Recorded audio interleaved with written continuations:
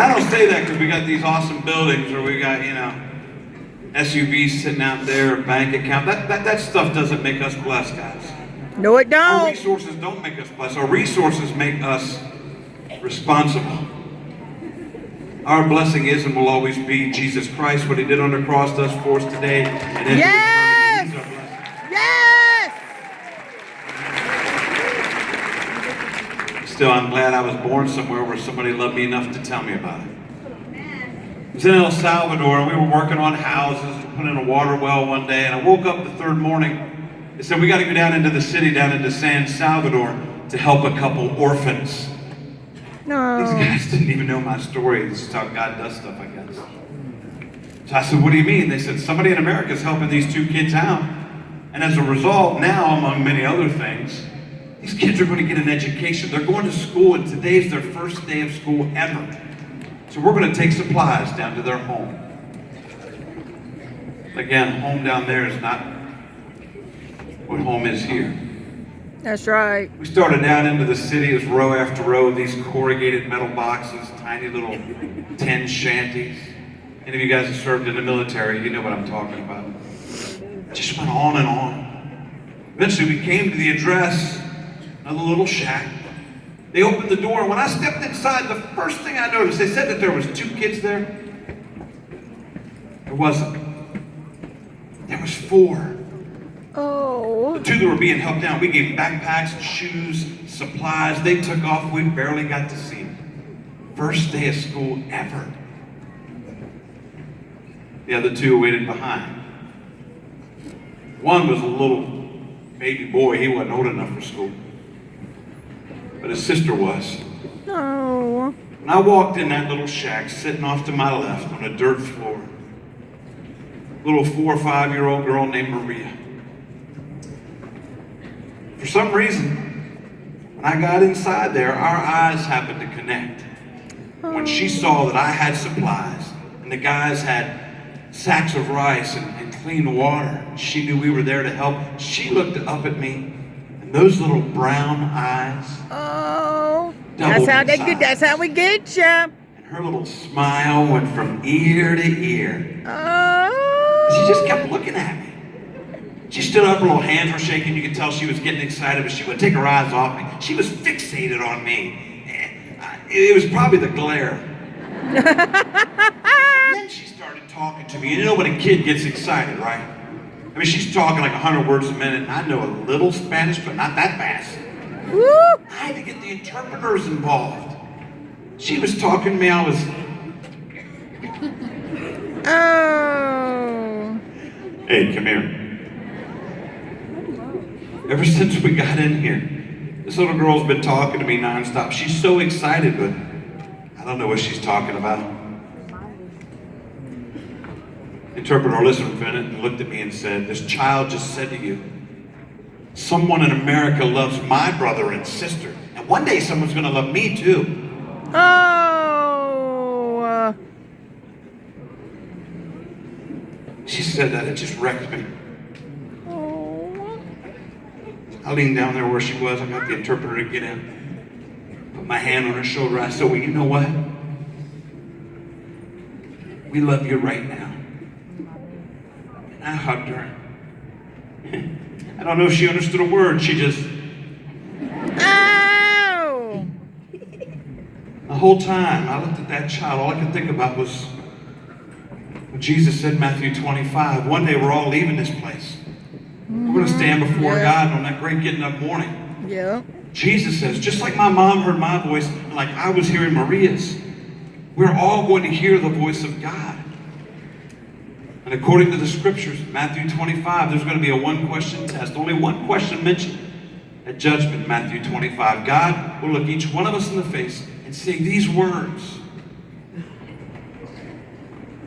So, what did you do for the least of these? Yeah. Because I'll tell you right now, whatever you did for them, that's really what you did for me. Amen. Woo!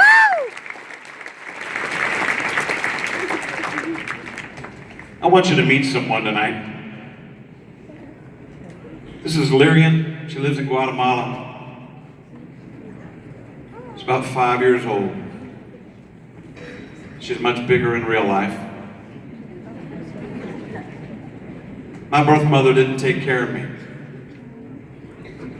I was not a mistake. I wasn't a mistake. Neither are you, and neither is she.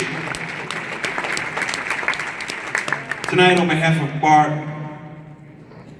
Tim, all the guys you see up here, Sam, Big Daddy Weave, we want to invite you tonight into an opportunity to make a tangible kingdom difference in the life of a real child. This isn't a stock photo. Lyrian's as real as any kid in this building tonight. She just wasn't lucky enough to be born here. So in just a moment, we would like to ask everyone in this room to do 3 fairly simple things, and I truly believe almost everyone in this room can do all 3. First thing we want you to do tonight, in just a moment, we want you to do this. That's it. Super easy. Matter of fact, I'm going to do a test run. I'm going to count to 3. I want everybody in this arena to put one hand up high, all right? It'll be fun. Let's just do it. 1, 2, 3. Every hand up. Keep them up. Hold them for me for a minute. Keep them up. Hold. Oh, sir, you at the top, put your hand up. Thank you. All right, now remember that because you're going to do it again in a minute. Now the next time you put your hand up, we have volunteers, not yet guys. Nope. The volunteers are going to come and they're going to hold up real kids just like Lyrian. They're going to hand one of these kids to you and you open it up and there's a little card inside. This little card, and I say it's little, that's it. It takes a minute to fill this out. It would change this child's life forever. You fill that out, and then the third thing you're going to do, and this is very, very important, after you raise your hand, grab that kid, you're going to fill out that card, and then you're going to turn the card in. We have a table on the floor here in the back. We also have one up here, straight back in the concourse. You take that because you've got to hand that in tonight. We've got to have these back because they are coded to the kids they come with. In other words, this card, it is the only one that exists for Lyrian here. We need to know what happened to her, where she went tonight. So please turn in that card. And if you do turn in the card tonight, they are going to give you a voucher at the Children International table to take to the mercyme table where you can select any t-shirt you want. It's mercyme's way of saying we are personally invested in this, and they appreciate that tonight. So I'm going to ask my volunteers to start moving into place. And while they're doing that, I want to tell you this. This little girl gets somebody to help her tonight. She's not going to have to worry about food and clean water. She's not going to have to worry about going to school or having clothes or shoes or any of that. That's all going to be provided through your generosity tonight. And here's the deal, guys. It only takes just over $1 to do this. Just over $1 a day to do this. That's what we're talking about. The price of a coffee at McDonald's.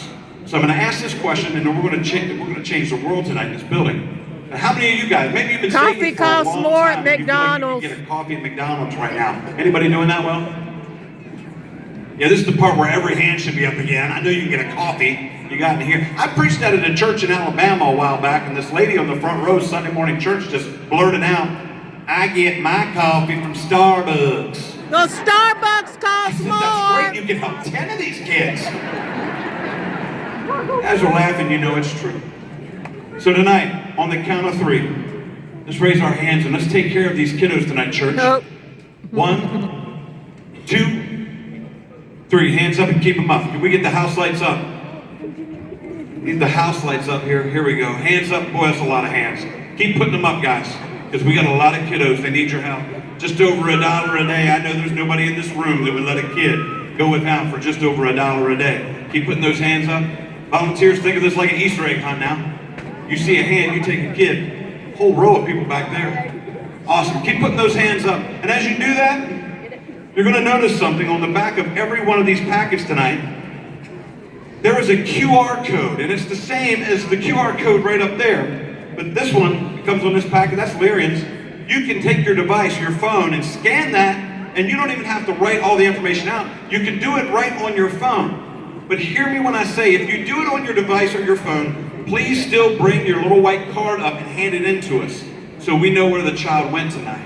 We got to have that card back, but that's just a lot easier way of doing it if you want to do it that way, you're so inclined. So that's it, guys.